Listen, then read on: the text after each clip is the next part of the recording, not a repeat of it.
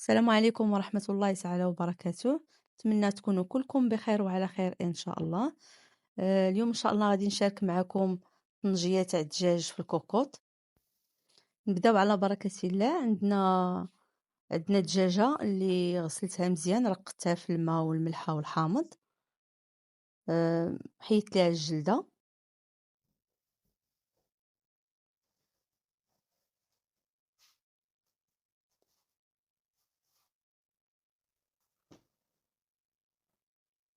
نضيفو عليها مصيرة صغيرة،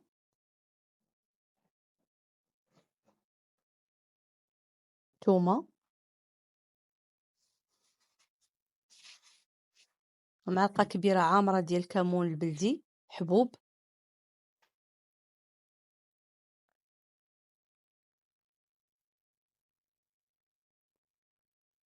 معلقة صغيرة ديال السمن الحار، معلقة ديال السمن الحار. الفرق بينها وبين الطنجية ديال اللحم، الطنجية تاع اللحم كنديرو فيها السمن المذوب، والطنجية تاع الدجاج السمن الحار. نص كاس تاع زيت الزيتون، كاس تاع الماء اللي دوبت فيه زعفران شعرة، اللي ما عندوش زعفران شعرة يدير الضويمة تاع الزعفران.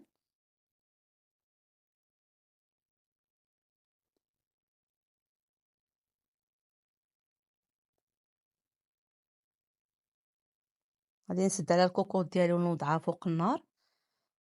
فاش تبدا تصفر الكوكوط غادي نقصوها على نار مهيلة ونحسبوا لها 40 دقيقة.